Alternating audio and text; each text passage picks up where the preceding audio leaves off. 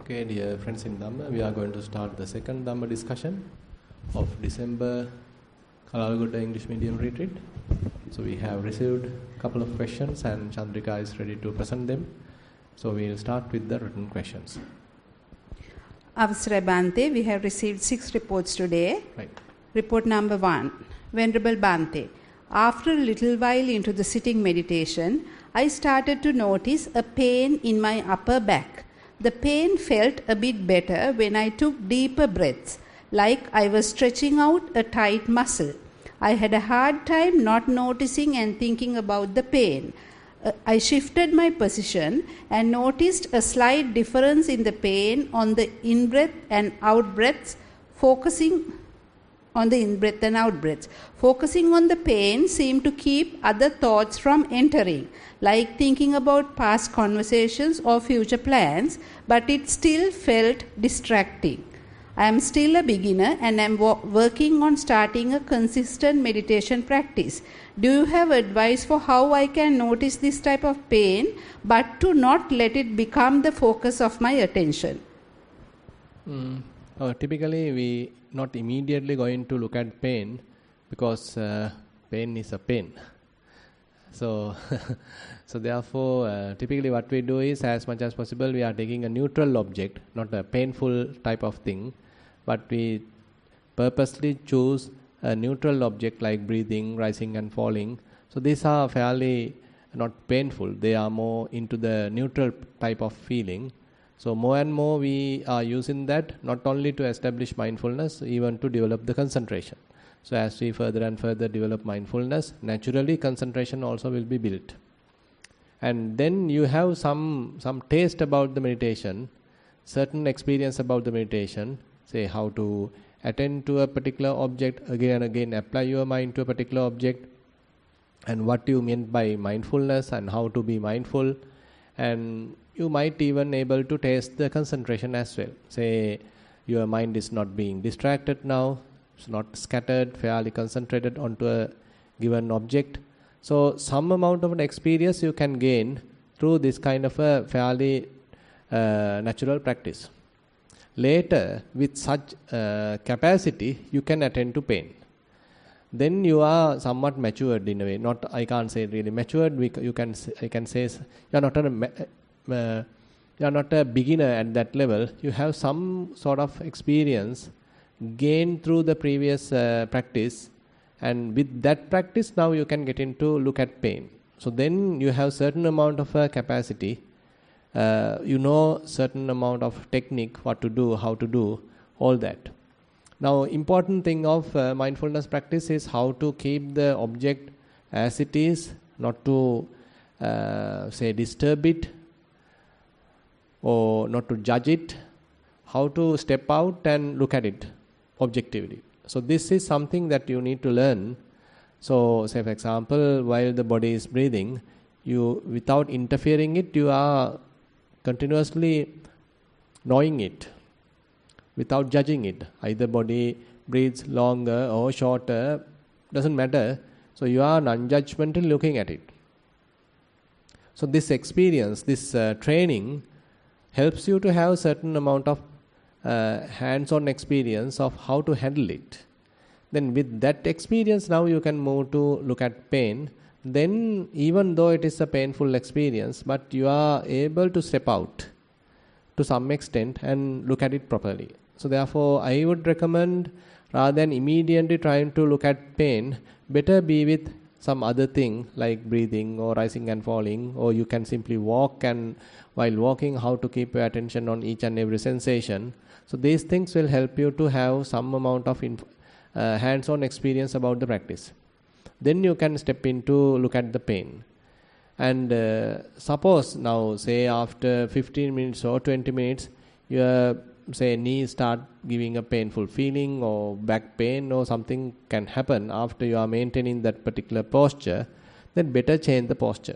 Rather than immediately trying to handle or look at the pain, so better change the posture a while and overcome the pain for the moment, and then you can go through. With that same object, what if you say, if you have kept mindfulness of breathing, then you revert back to the breathing and you are continuing with that. But anyway, later you are not doing something like that. Rather, you try to stay with pain. You are trying to learn from it. You are observing it without ignoring it. So for that to come, you need some amount of an experience. Then you are in a more safe place. Yeah. If the yogi needs to discuss, please raise your hand. Yeah. Report number 2. Theruvan Saranai Bhante. To reach the signless and emptiness visual stages, do we have to start from the beginning of the breathing meditation, or can we visualize it from the start of the sitting meditation position? Please explain. May the Triple Gem bless you. It depends on the yogi actually. So, say if you have spent fair amount of time practicing Satipatthana, say continuously, consistently, then you may be able to step into what we call the Anissita Anupadana state, where there is no association of the mind to any object, and again you are not clinging, grasping anything in the world. So you have tasted it. You have tasted such kind of a experience where there is no object as such, your mind is not focused onto anything, not grasping anything. It's a very lighter, very soft kind of an experience, and you have tasted it. And assume that you are training yourself in this kind of a practice for a long time, and now you are able to maintain this state for a fair amount of time, say 30 minutes, 45 minutes, 1 hour. You are able to maintain the mind without grasping, without having any association. Then you become more and more seasoned. Like, say now during the sitting practice, say you are able to achieve it or step into it, and you are simply dwelling there in a more comfortable way. Assume that now you are able to do that. Next time you can immediately jump to that. Now you don't need the kind of systematic practice, because already your mind has registered such kind of an experience. So you, without going the typical stepwise process, now you can jump to the experience because it is available. It is very much like registered in your mind. So now the result becomes your base. So previously you have gone through Satipatthana practice, a fair amount of work was there, and as a result of that you are able to step into this non-grasping state. But now the non-grasping state becomes your base. And while being there, can you look at the mind in case it is again going back to the old procedures, again back to the old habits?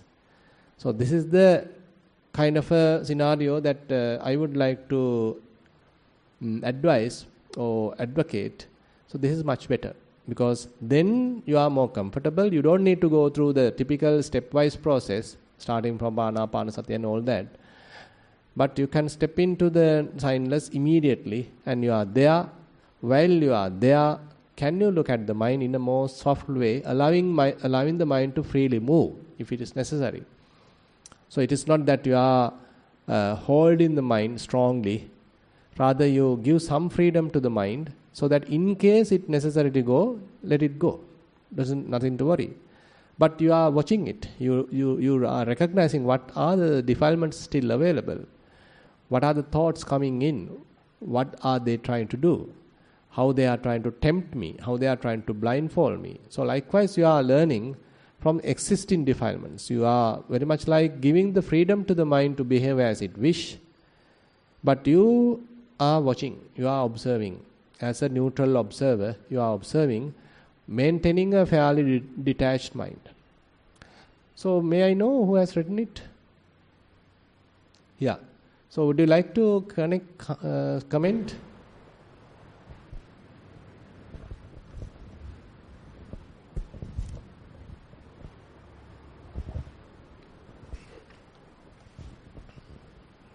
Yeah.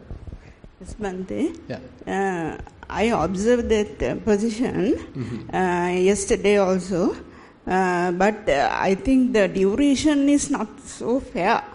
Not so? Long. Duration is not so long. Right, yeah. right.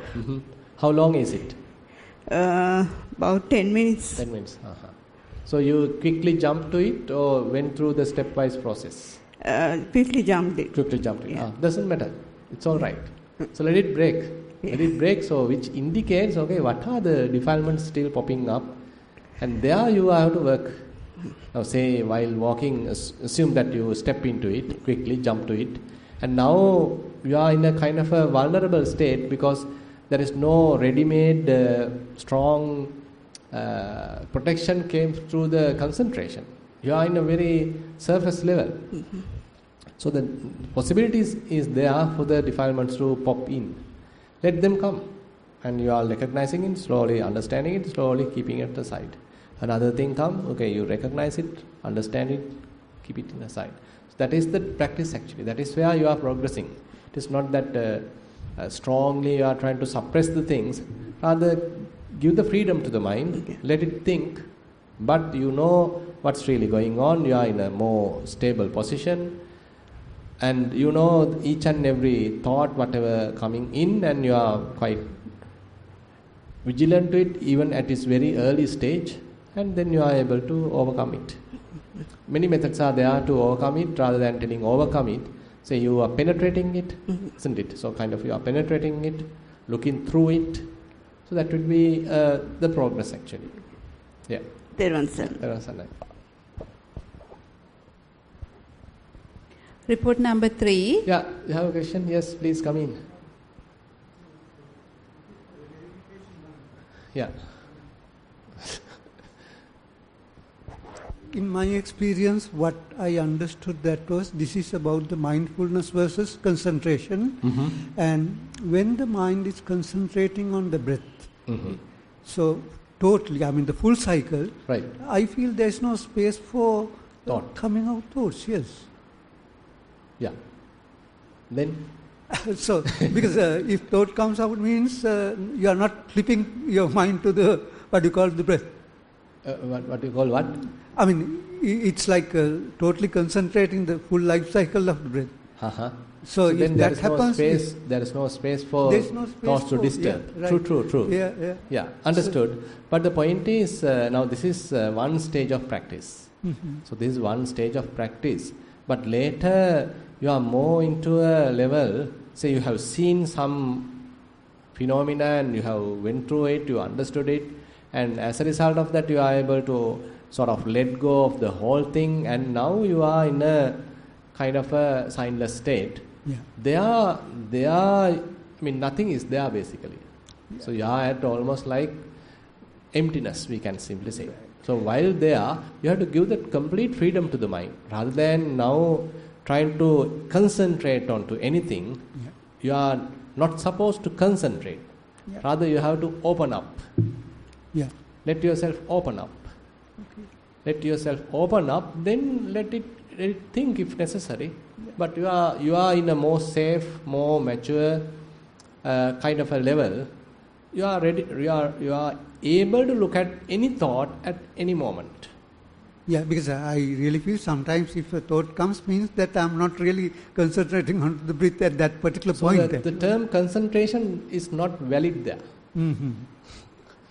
Because typically the term concentration particularly mean, say, among many things, you select one thing and you pay attention to it, focus to it more thoroughly, more strongly. That is where we call the kind of a concentration. So you are strongly adhere to it now. You are selecting it, you are paying attention to it, that's it.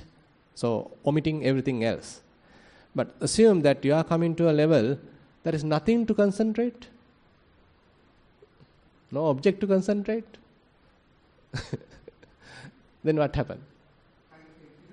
Yeah, exactly. So in the emptiness, so nothing is there for you to concentrate. So the mind has to open because there is nothing is there for you to grasp. So the mind has let go of everything, so it has kind of uplifted and nothing is there to grasp and complete opening. So you are in a kind of a freedom. While in the freedom, so don't make yourself too much concentrated bias. Give some freedom to the mind now because it's a matured boy now. Right. But at that point, the status is there is no generation of thoughts at that point. It depends. That can happen. It depends. I mean, if there are thoughts, it comes. So it comes and goes, right? Yeah. It depends. It depends. Now, say, if you have had an argument and all that, this and that, before you step into this, there may be a possibility, a huge possibility, thoughts may come and disturb you. But that is where the practice is. Yeah. So, extension to that, like it says that not only the concentration, you have to have a right view. That's it. Definitely. Right view So is the because it foremost. says that Alara, Kalama and Uddakaram Putta, they had a concentration, deep concentration, Exactly. but not the right view. So that could Actually, not achieve the outcomes of Yeah, actually, to at that point, Alara Kalam and Uddakaram Putta, they are also the opening up of the type of concentration. Now, the concentrations are at different kinds of concentrations are available. So, one type of concentration is where you select a particular object and pay attention to it, focus to it, and stick to it. That is one type. But in the Arupa Jhana, so your concentration is much different. So you are having a limitless kind of an object. There is no boundary to the object. So Akasananchayatana, for example. So that means no limit to the space. So you are trying to know the space which has no boundary. There also the opening is there in the mind. But the point is, even though the opening is there, the unlimited space becomes the object of the mind. Unlimited space becomes the object of the mind. Still an object. So these are very subtle in a way. Now, it's easy for me to tell, okay, you concentrate to this clock. Everybody can understand. But how about paying attention to the unlimited space and keeping that as the object of the mind? Deep, isn't it? So it's a kind of a deep type of meditation, and that it still become a kind of an object to the mind. But here in the signless state or emptiness, even that is not there. You are not purposely paying attention to the space. So mind naturally has kind of an opening, has to have kind of an opening. It is not that you are purposely trying to pay attention to anything and trying to make it open. Rather, the mind naturally is open because there is nothing is there. There is no object is there. Very interesting. Yeah, very interesting. Yeah. Bhante, just to ask, on all those stages, when you move in from one to the other, right, it happens with some kind of an indication, isn't it? Indication. Yeah. Like as an example, now when you are breathing, you see the in-breath, out-breath and the gap. Mm-hmm. So there is an indication that this is the gap, like it doesn't happen without your knowledge, no, you know it, no? Yes. The same way, when you go beyond those things also, when you come into this signless and all that also, right, you are aware that you are in that, exactly, isn't it? Exactly. It has to be must. Yeah. So that's why the awareness, the knowing part, the sampajanya, it's a must.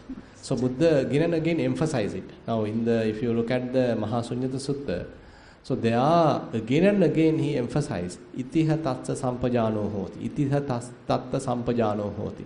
There he become fully aware of it. Fully aware of it. So the awareness is something available throughout the practice. Okay. It is not that you become completely unaware, unconscious. Rather, you are fully conscious. Thank you, Bhante. Report number 3. This has 2 parts. Venerable Bhante, part 1. After doing walking meditation, I was sitting and concentrating on the breath for some time. How do I proceed with Trilakshana? Can you repeat the breath? After doing walking meditation, I was sitting and concentrating on the breath for some time. How do I proceed with Trilakshana? No, actually you are not supposed to forcefully do anything. So let the breathing take you there. Say you are simply watching the breathing. So the breathing will evolve. So it is not that you trying to know Trilakshana. Rather let the breathing evolve, let it evolve, let it change. Say let it become longer, shorter, and you are looking at the complete cycle, say it might even almost disappear. So different phases are there in the practice, in the Anapanasati. So at those different phases, probably while you are going through it, you are slowly learning. By going through that evolution, you are simply learning what is trilakshana, what is impermanent, what is unsatisfactoriness, what is non-self. All that you will gain kind of a hands-on experience. It is not that you are trying to forcefully do anything to breathing so that you understand the 3 universal characteristics. Rather, let the breathing do whatever the way it wants, and that will help you to understand the nature. So these are universal characteristics. So breathing itself will show it to you. Hope you are clear about it. If you like, please come forward, then we'll have a further discussion. So by the way, now as you are further progressing in the Anapanasati, so there is, if I don't know whether you are familiar with, there are 16 steps that Buddha mentioned to Anapanasati Sutta. So there the first quadrant is about the body-based Anapanasati, we can say. The second quadrant is related to the feelings, third related to the mind, fourth is related to the Dhamma.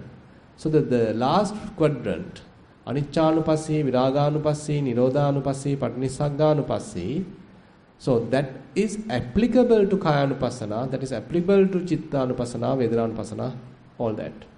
So assume that you are a fairly experienced yogi who has gone through all these to some extent.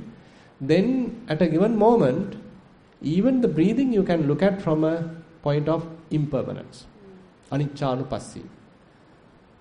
It is not that you are doing anything to breathing, but your perception is very much more into the impermanence. How this breathing changes, and you are looking at from the impermanence point of view. So that is also there, but you have to go through the typical practice for you to step into it. Now say you are spending fair amount of time going through Kayanupassana, then you are spending fair amount of time in Vedananupassana, then you are now in the Chittanupassana, and then you know something, you have some experience. Then once you are into the Dhammanupassana, then Aniccanupassi, Viraganupassi, these things are known to you, these things become apparent to you. Part 2 of that, is it necessary to be in a dhyana to practice Vipassana? Theruvan Sarana. Not necessary. If you are able to step into dhyana, while in the dhyana you can't do Vipassana, you have to step out of dhyana, you have to emerge from the dhyana, then only you can practice Vipassana. Because in the dhyana you are very much like stuck in it. While in the dhyana you are very much like absorbed to it, so you are there. You are simply enjoying it. Once you are confident, okay, now you are emerging it, now you can do a kind of a reflection either to the different perceptions, different feelings, what you have experienced in the jhana and what you have right now, so that you can look at, and then you are into the observation part, knowing things as they are. Now we can say you are doing Vipassana practice, but before doing it, you were in the jhana.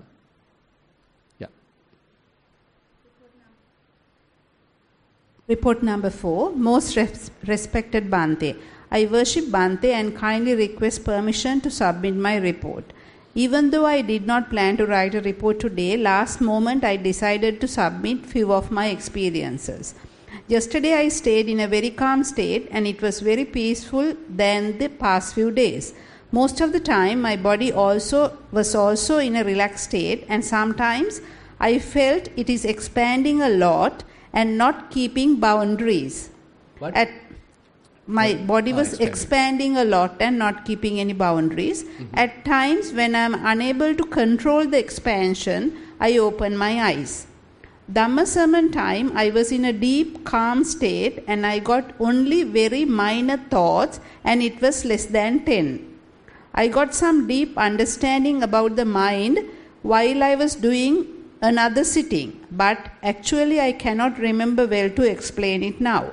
Today morning I did a walking meditation with a very big noise of Pirit chanting, but I did not get any angry thoughts on that big sound. I tried to identify all of them as mere sounds and continued. But it was not a peaceful state compared to past. However, my overall understanding is we never get one experience again and everything reflects anitya. I pay great gratitude to Bhante and humbly request your advice, please. Theruvan Saranai. Good, good. Now basically you can look at that we are a little greedy of the peace. So there's a greed about the peaceful state while the Paritta chanting is going on. So the Paritta chanting is, we look at like it's a disturbance because I prefer to be in the peaceful state. So I have a desire towards the peaceful state in a way.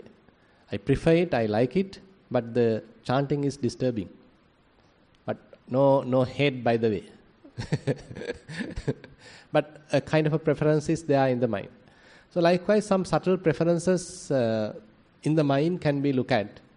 So everything is something teaching to us, isn't it? So any kind of a experience we can look at from an angle. So how the mind is reacting, how our tendencies are reacting. So what I want during that time, I am not ready to accept the way it is, in a way, isn't it? So I am not ready to accept the total thing as it is because I have certain preferences, isn't it? So, I mean, if we are able to have no preferences, fully open to anything, I am not telling a beginner can do this, but when you are, progressing in Vipassana, so we are coming to a level, kind of a fairly a kind of brave level, isn't it? So, it's kind of radical acceptance. You are radically accepting whatever happens. No preferences, no choices. Let it come. I am ready. Something like that. So beautiful actually. So because the thing is, the main root cause of suffering is what? Tanha, the craving. So even to these subtle, very peaceful states, we still have some craving, some suffering, some kind of a desire. So once we don't have it, then we suffer. Because I in the morning I came to the meditation hall expecting a really beautiful, peaceful, blissful state. This Paritta chanting was there. Anyway, I didn't have any hateful thoughts. I somehow managed it. So I mean, I'm just exaggerating the situation just so that we can understand, all of us can understand. So the basic idea is, so how we can radically open, isn't it? Just to open up. So we can't expect every time the favorable conditions. So things can go wrong and people can be mad and they are shouting and they are making a lot of noise. So am I agitated even in that level? All are conditioned. All are fairly conditioned. So if we are able to look at from that way, then we are more matured in a way. Because I am ready to anything, because I know things are coming and going, nothing is permanent, but my mind is in a more stable position to accept whatever happens. No preferences. So likewise, I found now in certain suttas, like in the Purabheda Sutta, so Buddha is giving very, very interesting instructions. I can't remember about the preferences. He has a very interesting term. I can't remember the Pali term. So these preferences, these kind of inner attitude, kind of I like it. So these little tendencies, these are not really huge lustful thoughts, but these kind of little preferences we have still give a little bit of friction. Very interesting. So, I mean, the Purabheda Sutta in that way has very interesting, very subtle qualities represented. Probably you can remember we were discussing that in the Sunday Dhamma sermon and Wednesday Sutta teaching session. So likewise, more and more, once we are somewhat matured, we have to open. You have to open to the situation rather than rejecting, rather than, say, restricting. Say, I don't want to be with you, I don't want to talk to you, because this is my private time. We can tell we need such time also. Doesn't matter. But having some kind of a reinforcement in ourselves, okay, I'm ready, I'm open, handling it somehow, managing it. Interesting. Yeah. Same thing happened to me also, Bhante, when I came and sat Today here. morning. Because you come with a lot of expectation. Yeah. It's so calm. After 1 month only I am coming to and Kalalgoda. you get up at 4 o'clock, do all that and come and sit here. The Pirit chanting is going on. But luckily, I didn't get angry. So like I was able to maintain it. This is also a type of greed. I know. Report number 5. Venerable Bhante, I have been practicing meditation and mindfulness as well as reading more of the Dhamma for about a year now. I've seen noticeable improvements and even positive feelings of emptiness when I practice on my own.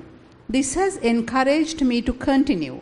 However, when I am with others or in an environment where mindfulness or sila is absent, within brackets, for example, a family vacation where people are overindulging, or a gathering of friends or colleagues where there is gossiping, brackets closed, I find myself in one of the below 2 states. Situation 1, I get drawn into participation but don't feel the satisfaction from it that I did in the past. Drawn, right? Yeah. Uh-huh.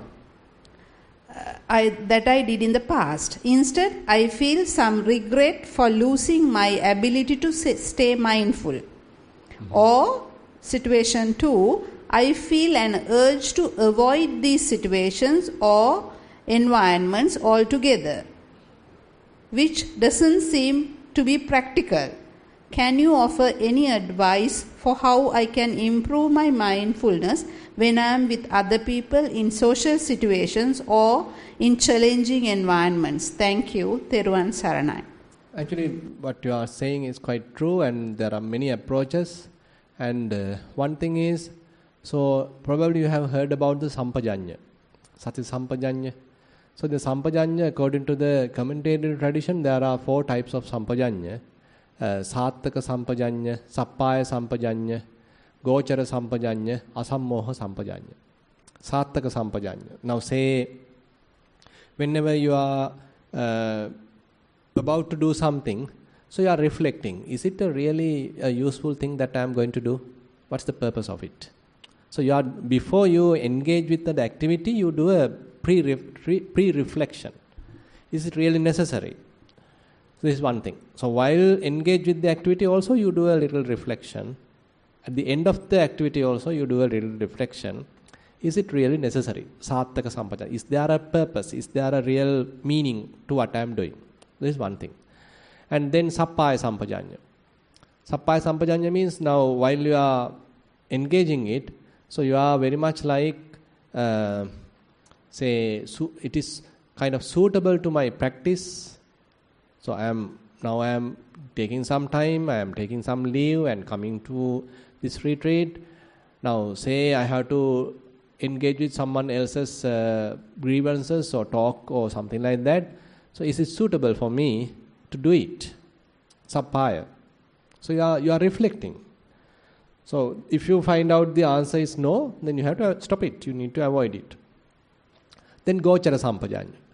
Now, Gochara Sampajanya means, while assume now you have to do something. So, are you able to connect it to the Satipatthana practice? Say you are sweeping. Now, while sweeping, you can connect it to either Kayanupassana, because it's a body-related activity, and you can connect it to your practice, and you are practicing Kayanupassana while sweeping. That is one thing. Or else you can connect it to Chittanupassana. While sweeping, you can look at the mind, how the mind behaves. So likewise, all the activities, how you are connecting to your practice, Gochara Sampajanya. The Asammoha Sampajanya is where it's more profound actually. So while doing that activity, how eye-making happens, mind-making happens. So you are going to little more deeper information, deeper details, kind of an activity is happening without a participation of an agent, but without a participation of a self. So you are going to even to a very higher level of understanding that things are happening without a person. So you are more into the non-self, you are more into the wisdom. So likewise, so in certain part of our practice, so this kind of little reflection, being little careful, so as you are suggesting in one of your suggestions, okay, so you reflect, say you are invited to a particular occasion, to a kind of a party, a gathering, a socializing, so and you do a little reflection, is it really necessary? Am I able to maintain my practice there? Will I have some harmful effect if I participating into this? So will I get into any trouble because of the colleagues are there and they are asking me to say do something wrong? So all these things are there. Now you need to do a kind of a comparison before you do it, while you are doing it, after you are doing it. So this is one thing. One approach, this is also necessary, particularly when we are building up. Now suppose you are doing your practice for a while, quite a while, and particularly you are able to step into the unassociated state.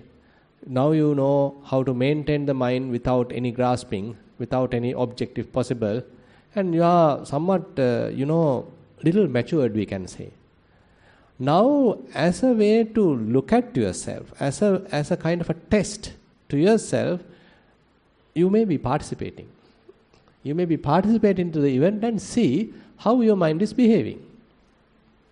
Say, am I again back to the old traits, old habits? Or am I still being with the scene but without any disturbance? So, okay, they are joking, they are talking, they are gossiping. Am I hating them? Then hate is there, isn't it? And so you are doing it as a kind of a test for yourself. So they say your colleagues are talking this and that and politics and gossip and this and that. So how your mind behave? Are you really in a anger and you want to get out of it and you are talking to them, they are attacking to them? So then we are not yet able to handle it properly. So while they are behaving like that, are you able to maintain your peaceful, calmful state? Then you are well and done.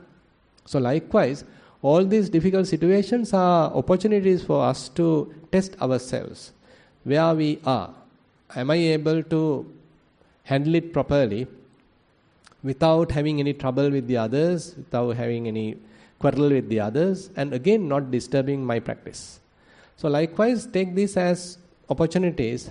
If you are not confident, don't participate, protect yourself. And if you feel that now I am confident, okay, let me go and see how things are happening, whether I am able to handle it, go for it. Report number 6. Most respected Bhante, could you please explain more about Silabbata Paramasa with some examples, please? Thero and Nissarana. Yeah, interesting. Now, say for example, now here in Kalalgoda, we'll take a simple example here. Now, we all are on, so all of you are on 8 precepts, and you are not supposed to eat. All agreed? Not eating? So you are not supposed to eat after noon. And now say certain things are allowed. What are they? Say fruit juice are allowed. Say dark chocolate allowed. Chatumadura allowed.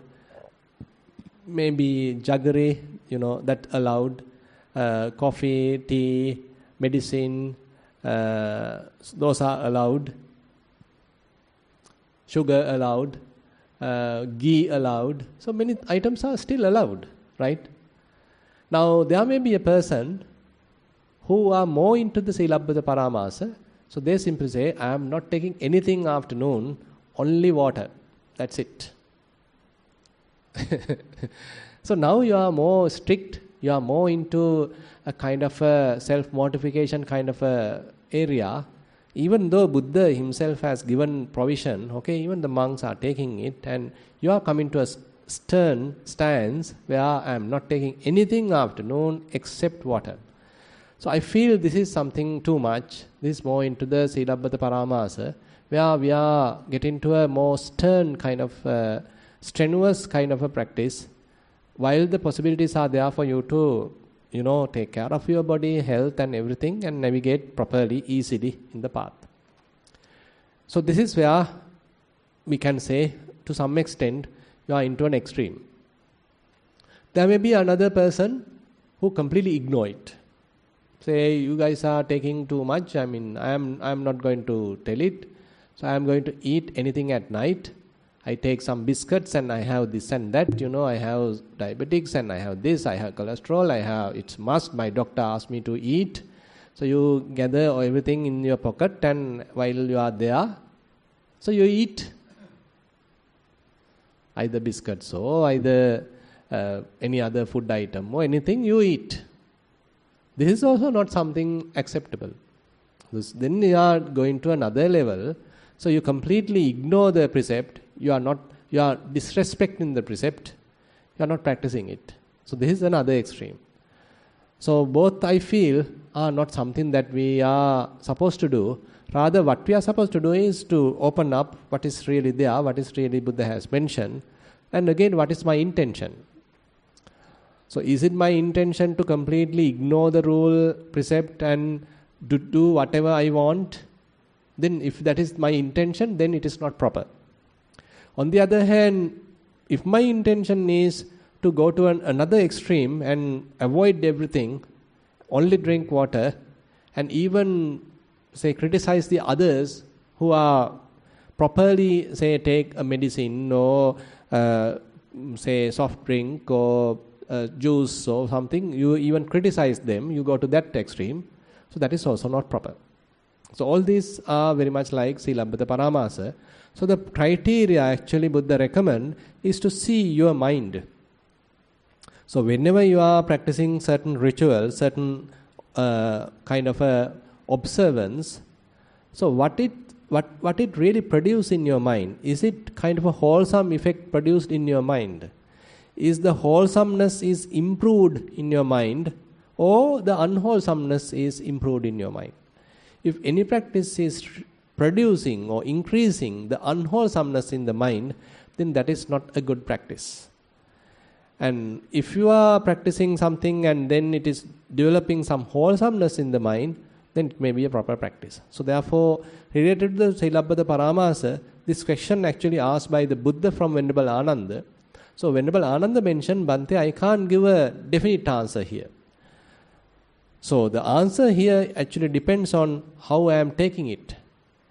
So if I am taking it from a different angle, wrong angle, and it caused me to suffer and restrict myself and then go through some difficulties, developing further anger, maybe tiresomeness, say any unwholesome qualities, then such kind of practice is not acceptable. It is not something that we need to proceed. But there may be another practice. It is also a ritual. It's also a kind of an observance. So while you are doing it, say you are developing your confidence, your faith, and you are happy, and then the qualities are improving, the necessary wholesome qualities are improving, better practice it. So this should be the criteria. Even as Buddhists, we can step into this Silabbata Paramasa. So sometimes people would say, okay, Silabbata Paramasas are not for Buddhists, so they are for the other religious groups. We are not practicing any Silabbata Paramasa. We can't say like that. I mean, we ourselves might step into some very strict, unnecessary practices, torturing us, which is not necessary. By the way, so what we typically mention is, now we all can't immediately come to the middle. So we all can't immediately come to the really balanced middle state where no grasping, no paramasa. Paramasa means adherences. There is no such thing. You come correctly immediately to that level. It's impossible. So that's why Buddha mentioned particularly the one who is attained Sotapanna, then only he is abandoning the Silabbata Paramasa. Probably you have heard about it, right? So till that, we either go to any of the extremes. Either we sometimes go into the more lapsed state and we go to ignore the precept and we step into the wrong side, or we go to the more strict state and torture us and go to the other extreme. So we may be jumping from this state to the other state till we attain Sotapanna. So we have to adjust every time. So where am I? Am I more into the strict side? Okay, let me come to the middle. Am I more into the ignoring side, say neglecting side, condemning side? Then you come again back to the middle. So likewise, a kind of a process that we have to go through. So anyway, while you are practicing the sila, anyway you are practicing meditation, you are developing some vipassana. So that understanding slowly give you more capacity to do this adjustment. Particularly when you are step into the non-grasping state, so that means the mind doesn't want to grasp anything. It doesn't mean that you ignore all the precepts, but you understand the value of the morality also, isn't it? You understand the value of the morality practically also. So you are more naturally practicing the Dhamma, practicing the Sila, but not stepping into the Silabbata Paramasa. So such kind of a balance will only happen when we are further and further maturing in our practice. So my approach is basically, so don't get more into the ignoring side. I don't care the precepts. I eat anytime. So don't talk to me about this thing. So that is more into the say luxurious or conceited kind of a mood, rather than you being humble. So being humble and adhering to something and respecting the precept is more humble and more innocent approach. And one day, once you are going through it, you do a little adjustment so that you are in the middle, maybe easier, rather than you are going to another more radical kind of a practice at the very beginning. From the very beginning, I feel not appropriate. But people they are going in that approach as well. But one stage, they adjust themselves. Because now say for example, someone ignore the precepts, but they are very interested in practicing mindfulness, for example. But in the meditation practice, one day they will take mindfulness coupled with sampajanya, mindfulness coupled with the clear comprehension. What is the next result? So when mindfulness coupled with comprehension, clear comprehension, the next result is you are unable to do all the bad deeds as before. You get in kind of inner shame and inner kind of dread, hiri ottappa. So hiri ottappa is a result of sati sampajanya. Once sati sampajanya is well established, so you can't do the previous wrong deeds as before. Your mind will criticize you. Your mind will tell you, keep on tell you, accuse you, you are not supposed to do this. Just give it up now. It is enough. It will come from yourself. Now it is not a teacher or someone is blaming, rather you yourself will start correcting you. So that's a really beauty of this Dhamma. You can start from anywhere, but slowly all the necessary components will start blending. Assume that you start with meditation, later the Sila part will connect it to you, maybe at one level. Say you start with the Sila with some more restricted kind of a way. At one level, you omit or you relax yourself a little bit so that you are more comfortable. So likewise, the adjustment may happen, kind of a proper adjustment. Right. That's all? That's all the written reports. Okay, anybody like to participate? Yeah, please come.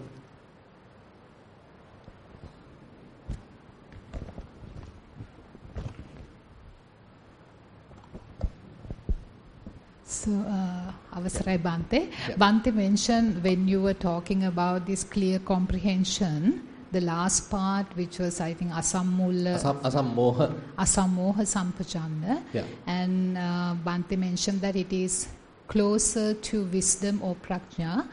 So, actually, for my understanding, what's actually the exact difference between clear comprehension and wisdom or prajna? No, actually the clear comprehension, we can say the path, clear comprehension itself is wisdom, but different levels. So the clear comprehension now divided into 4 categories or 4 areas. All are wisdom related, by the way. Now, say for example, you are reflecting. What is the real meaning of this task? What I am going to do? So you are doing a kind of reflection. It's also a wise thing. And say, then you are asking from yourself, is it suitable for me? So rather than immediately reacting or greedily doing something, so you are stepping back and asking, is it really suitable to me? So this is also a wise thing. And then the third one, is it possible to connect what I am going to do with my practice? It's also a really wise thing. And the fourth one is the asammoha sampajanya. So while you are doing it, so how clever you are able to further improve yourself, develop further wisdom through that. So some more into it. All are well connected, all have some purpose and more into wisdom. All 4 are related to wisdom actually. But anyway, the last one is more emphasized towards the more deeper wisdom aspects. Asammoha sampajanya, because what we do is not a person doing it, so that is more deeper part. That's also included. Anyway, sampajanya means wisdom related. Okay. Definitely. Thank you. Yeah. And also one more question now. Let's say, so in meditation, so you have this emptiness, or maybe connection, all that level, and then you have awareness, right? However, there is no inner talk. Mm-hmm. So when you look at this awareness, because let's say example, sometimes certain there is certain explanation to say that when you have that awareness without inner talk, without thinking, that it is like pure consciousness, right? And so when you have this, and also let's say example, when we go through the practice, we also let's say the guidance is like you don't think, but you are basically you wait for that experience. You are witnessing. You are witnessing. Yeah. So that's right. So this when you look at this awareness level, is it like you don't have thoughts? And then, so what's the difference between consciousness and thoughts and mind? Not thoughts, maybe I would say, because anyway, for you to have a thought, like consciousness will have to come, I understand. Because let's say example, like for you to get a thought, consciousness also has to play a role. But at the same time, when you are in that pure awareness, without thoughts, and also because that awareness is there, for that also consciousness should be continue. there. So you have consciousness there, So I'll give you just to take you to the suttas, I'll give you an example Buddha is giving.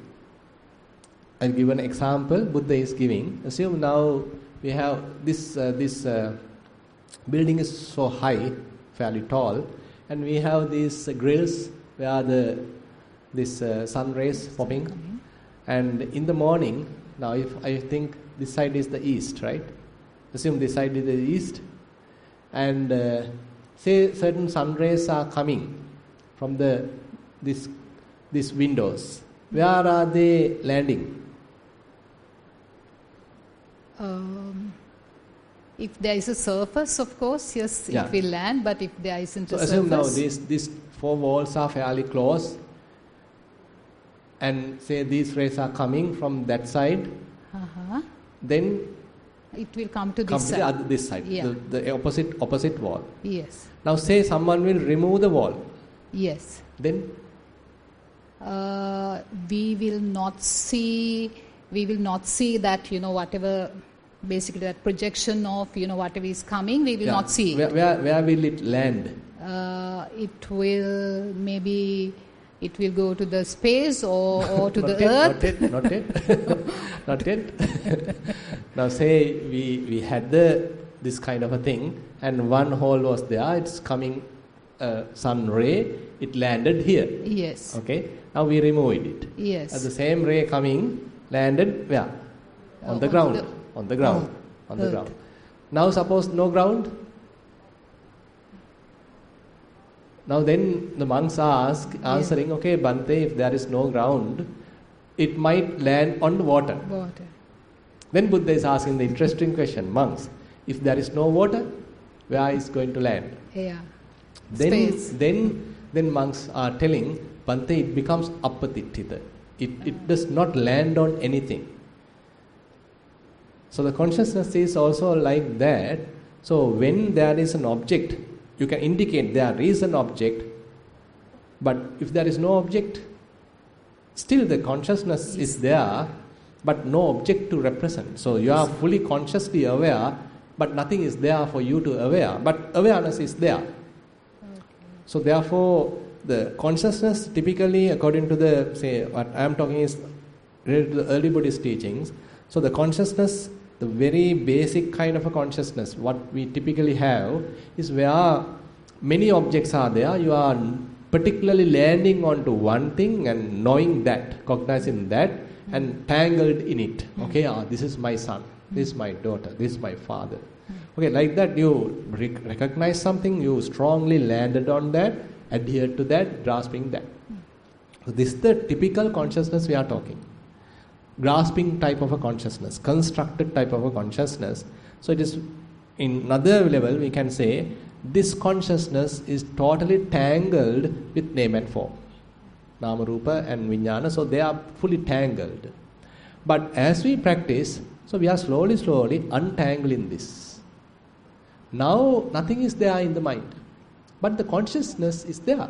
You are fully conscious, still conscious, but not tangled in anything, and we can't say you are, now the mind is constructing anything either, because you know that the ignorance is a must for you to construct avijja pacca sankhara.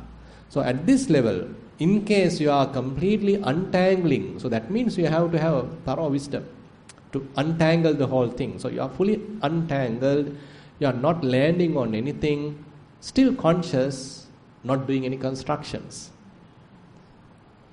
No avijja, no constructions, and no tanglement between name and form and the consciousness. Name and form is completely avoided, and the consciousness is there, which is unestablished. Apatittita. Thank Very you. interesting. Thank Yeah. you. Much merit to you, Bhante. Yeah. Come in, please. Yeah.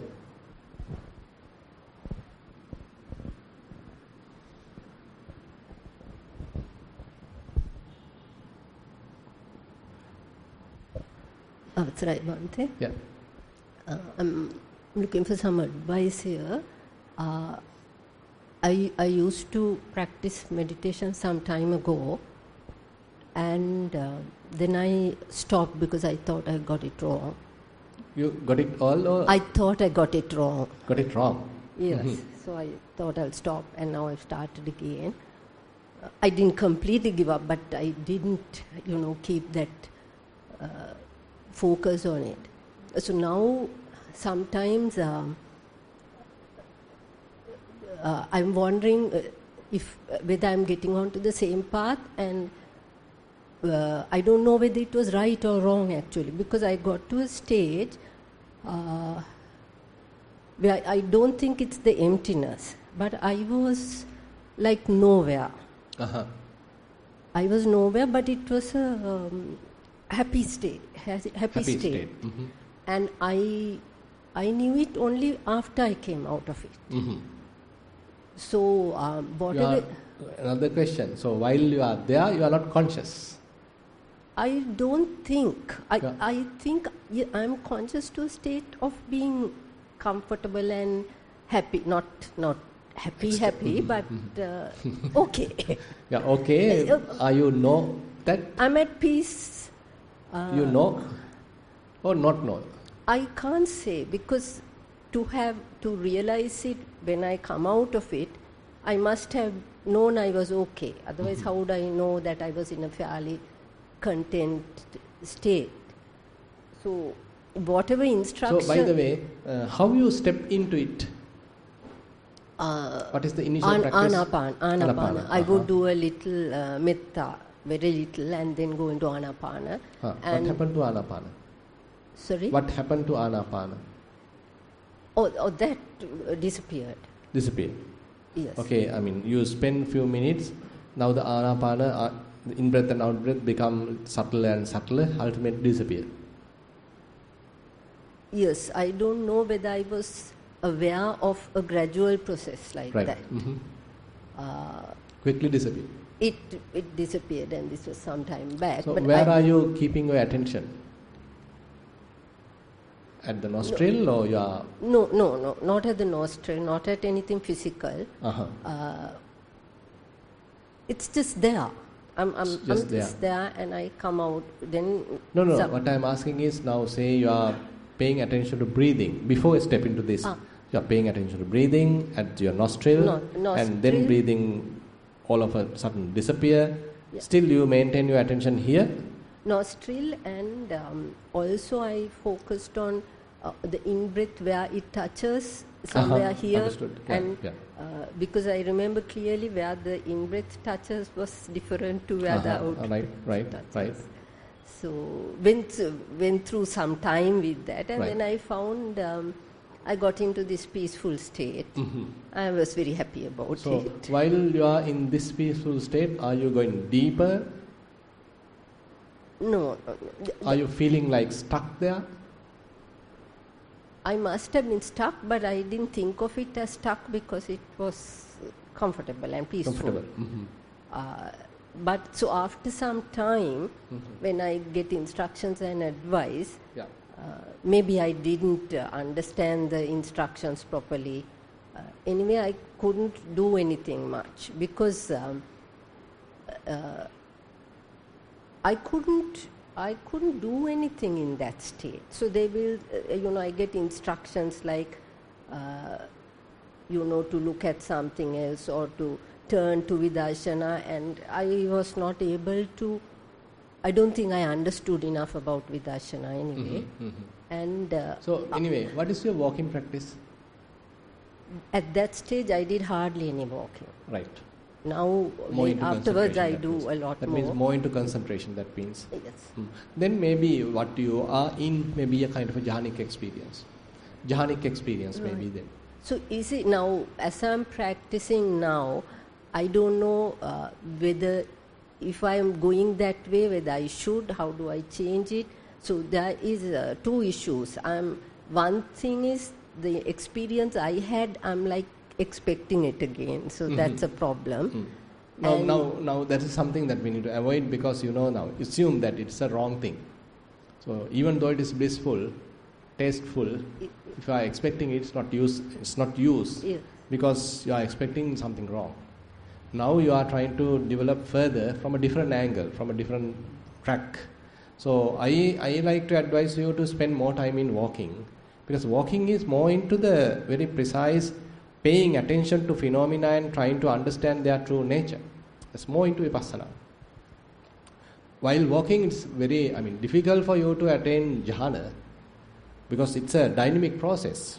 Again and again you have to walk, and the object changes. So rather than you absorb to a particular state, now you have to continuously change your attention, you have to observe, you have to investigate phenomena. So it's more into the Vipassana. So you do practice walking more than the sitting. You change your typical behavior, typical schedule. Previously you were not into walking and more into sitting. Now you have to change the opposite, not into sitting but into walking. Then investigation has to be given the more prominent place. You step, your right foot is touching the ground and you feel that sensation, start observing it. Your left foot is touching the ground, you feel that, start observing, investigating. More and more investigation part. You are more promoting the investigation part, Yoniso Manasikara part, while keeping the mind fairly quiet, not thinking. Since you have an amount of concentration, and you may be able to do it successfully without any, noting and all that you don't need. Your mind also may not wander because certain concentration is there. So each and every step, while you are going through all these sensations, observe what is happening to those. And in case if there are thoughts coming in, recognize them as well, what is happening to thoughts even. Thoughts may come, they may stay for a while and they disappear. All that also you can observe. And as you move forward, probably there are various sensations throughout the body. Those also you can observe.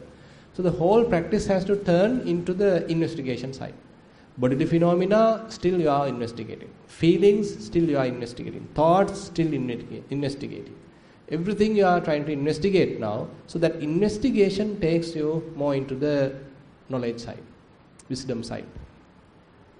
But my concentration is enough. Poorer when I'm walking. That's definitely no problem.